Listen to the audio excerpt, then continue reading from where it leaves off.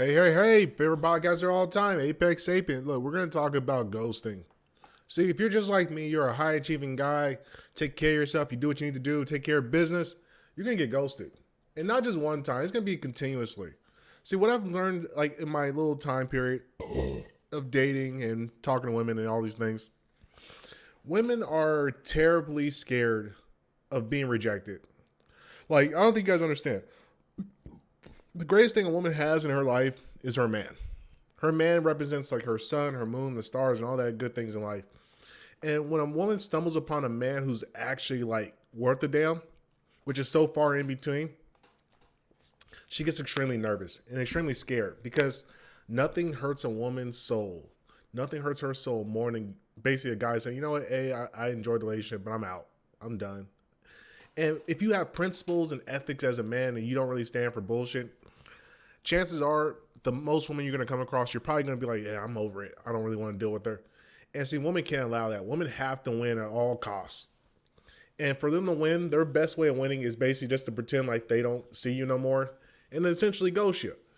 And see, here's why the ghost is so funny. Because they don't necessarily block you. See, I tested this theory a couple times. I have a couple times where I'll go out with a chick. We kind of talk. The vibe is whatever, so. And then she realizes that I'm not a dirty dog that's just trying to put my thing in her.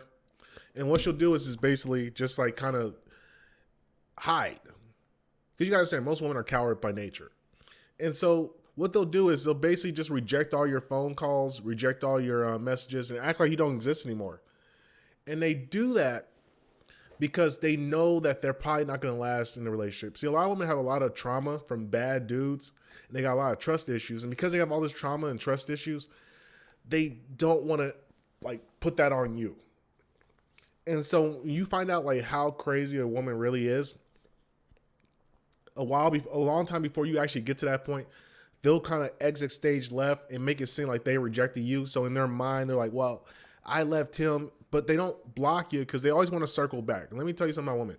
They'll always spin the block. If you're worth the damn as a man, they're going to spin the block back on you. Because once when a woman like starts to realize and she goes out in the world and she realizes, man, it's really not that good out there, she'll try to come back like, hey, big head, how you doing? I was just thinking about you. Would you like to go out and eat?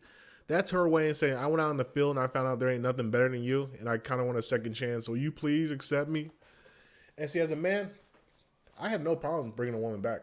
No problem. But actually, I love it when they disappear and they go away for a while. Because what that tells me is they thought about it, because most of the time women don't really think about these type of things. They thought about it and said, you know what? I'm better off trying to figure out how to make it work with this guy than keep going back in the field and getting my head hit against the wall with all these dum-dums. And so when that situation occurs, what you have to do as a man is you got to put your thinking goggles on and say, clearly she's only coming back because she couldn't find anything. And the way hypergamy works is a woman's always trying to test the field and see what she can get for her market value. And you say, hey, look, I got no problem bringing you back, baby, but here's the terms and conditions. And this is what's so important. You have to lay down the terms and conditions, because if you don't lay down terms and conditions, then you're basically going to put yourself in this weird like purgatory. And by putting down terms and conditions, basically saying, look, I need A, Y, B, Z, and T if you want to be able to have a relationship with me. You essentially put the terms in a winning way for yourself. And see, what most guys do, most guys don't really typically frame relationships in a way that they can win. They're just happy to have a girl, because a lot of dudes are painfully lonely, and they rather deal with a woman who's like not helpful or productive than be by themselves. That's why I always kind of find it weird when a guy has a dog. I'm just like, why do you have a dog? Like, you don't go hunting. You just have the dog around you just for companionship. Like, brother, come on. Build yourself up. Get some confidence in yourself. Get busy in life. You shouldn't be wasting your time with a dog. Unless you're using it for hunting. If you're using it for hunting or self-defense or like as a guard dog, that's different. The dog has a job. He has a utility. But if you just got a dog for the sake of just being around, brother, go find God. But what I love to do is I say, hey, look, you left on me.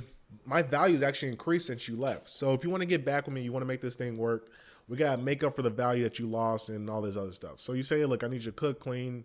I need you to kind of give me some money to help me get my business going. I need you to do this for me, work for this. And you put the criteria, you put the terms and conditions in a way that you win. So if she decides to leave, she's leaving her equity on the table. And that's the main thing you guys have to understand when it comes to relationship. You have to make sure that your woman's putting equity in the relationship because women value what they work for. And if she doesn't work for you, then brother, it's like, what's the point of even her being alive? She's just taken from you. Because you have to understand, a woman's base nature is vanity. And her ultimate goal when she's with you is to first be able to survive, because women by far are the best survivalists. They need men to survive. We don't need women to survive. Women make our life a little bit more nicer if we put it in the right context. But she needs you to survive. And you have to understand your value as a man. As a man, you're coming in the game with so many skills. First of all, just as a protector. Because she can't defend herself against another man. But you can defend against another man. And then secondly, for logic, reason, and planning. Because women are not as good at planning as men are. We're just logical, forward-thinking creatures. And we have to know how to save ourselves because nobody else is going to come help and save a man. See, people will come save a woman. Like if a woman gets divorced, she has a higher chance of going out and finding a man to actually go take care of her than you do having somebody come and save you from your tragedy of a life that you might have created for yourself. So once you once you lay down in terms like, hey, look, baby, you got to put some equity into our relationship. Because if you don't put equity in, if you don't work for it, then you're not going to care about it. And if you don't care about the relationship, you're going to free to leave whenever things get a little bit rocky or things are not the way they're supposed to be. And this is what I want men to understand. Have a woman put equity into you.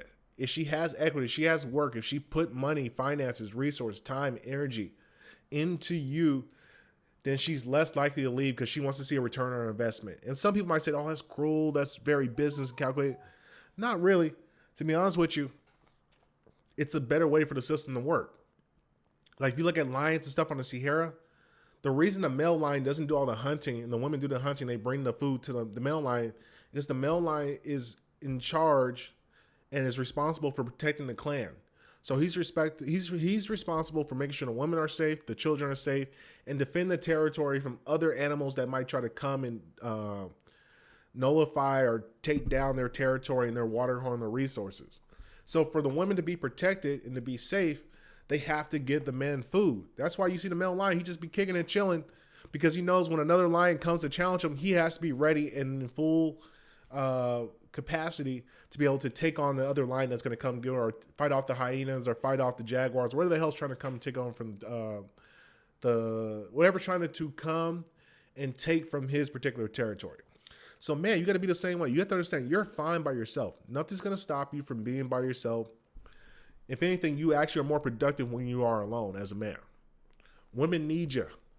Women need you. We need women for reproduction. They need us for life. Understand that balance and leverage you have and utilize that. And that's why I say when you get ghosted, it's actually the most honorable thing a woman can do because she realizes I'm not really built to go the long haul. And rather than me try to like lie my way through and just be sad because he leaves me because I'm just not good enough to be with him, they rather just try to leave you first. So it's almost like they get a victory in their head for some reason. Hopefully that helps some young men. If you need some more help and advice, please book a time. ApexSapien.com. Reach out. I'm here for you, brothers. Also, check out the defensive playbook and the offensive playbook and the Apex relationship guide because that's key to making sure you stay happy and whole in a relationship.